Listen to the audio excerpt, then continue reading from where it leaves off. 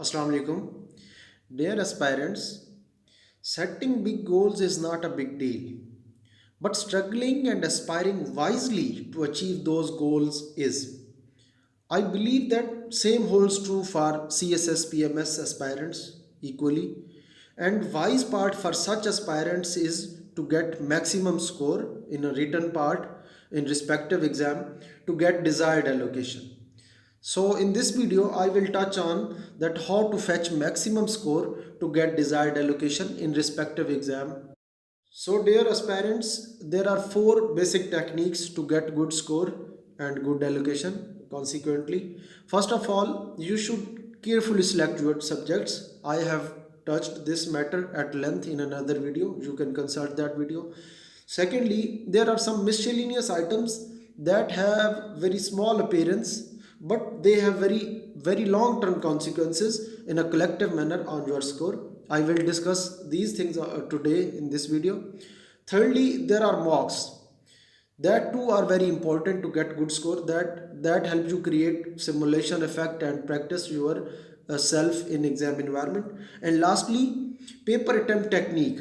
So I will touch mocks and paper attempt technique in other videos. Today we will discuss some miscellaneous items that are very impactful for your overall score in CSS PMS exams.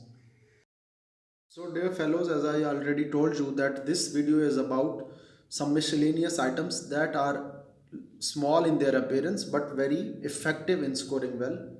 First of all, we will deal with the newspaper reading that can help you score very well. Similarly, reading and writing some paragraphs on daily basis, that is a very crucial to score in essay, pass your essay exam. And thirdly, some vocab, some idioms, some pair of words, etc. And fourthly, handling your Twitter account and looking into important things on Twitter account on daily basis. And lastly, but most importantly, MCQs of at least one subject. Dear aspirants, newspaper reading is one of the vital job that you need to do on daily basis. It is very important as it increases your knowledge about current affairs, about state affairs, about international relations.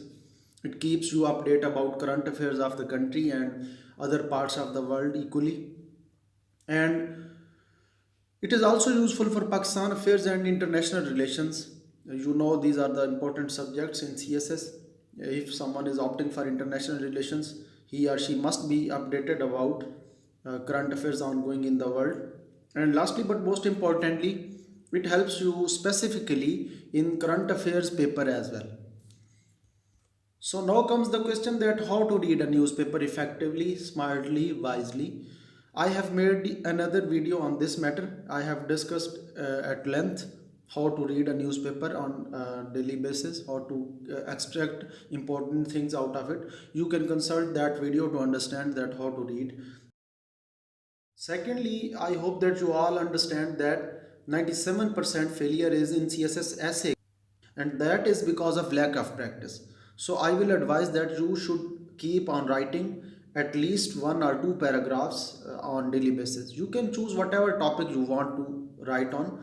Even it can be about traveling. On that day you traveled somewhere and you can write a paragraph on that thing. That's not a big deal, and it improves your ability to express your thoughts. It develops your reflexes for brainstorming and putting that brainstorm material into content into a write-up, and these ideas can help you further promote, further accelerate your thinking capabilities. And basically English is all about expressing. If you are not able to express your thoughts, then you cannot clear English exam, CSS essay and Pressy paper. So it is tool that can be used for new vocabulary as well. When you are writing on daily basis, you can use new vocabulary you have learned from newspaper or some other sources. You can use that vocabulary in your write-up. That will become impermanent in your memory. So lastly but most importantly, that generally speaking, CSS is all about essay, and obviously when you are writing at least one or two paragraphs on daily basis for continuously almost 300 days or 365 days, if you are taking whole year, then it will be easy for you to clear your essay paper. I think that you have to write almost 3000 words, and you cannot write 3000 words without good practice, without a good ability to express your thoughts.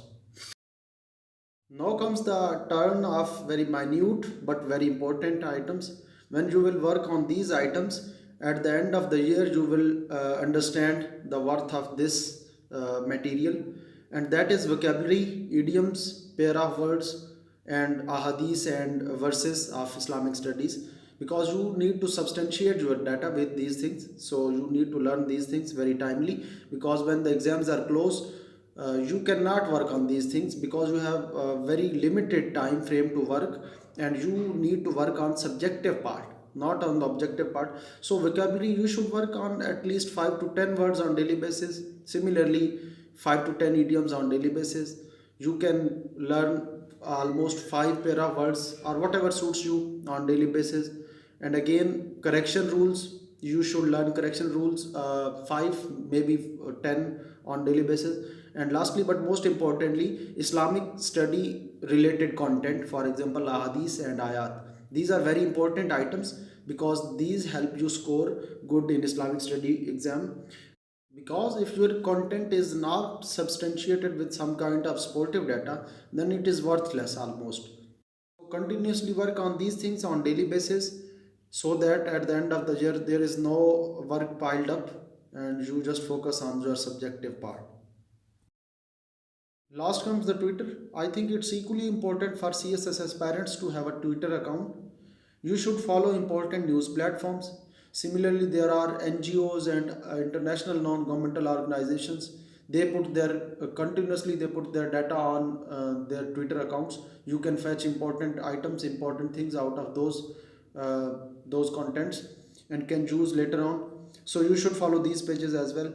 And there are important personalities, important intelligentsia. You can follow those pages, think tanks, and portfolios of your own country and other countries, the important ones. And lastly, the diplomats. So all these different sources can help you ultimately achieve your desired goals. Lastly, my friends, there are at least 200 marks that are overlooked by students. Can you imagine that thing? And that is happening. I really know a lot of people who do not work on MCQs part and lose their 200 marks or get minimum out of those marks. So 200 marks decide your future. You must keep on working your MCQs on daily basis. At least you should solve one paper of past exams of a one or at least two subjects on daily basis.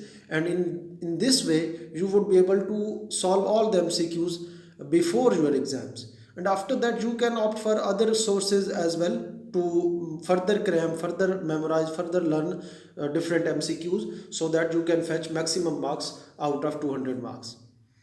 So working on MCQs should be part of your daily routine. So my dear fellows, this was all about fetching maximum score in your written part, in your optionals and compulsory.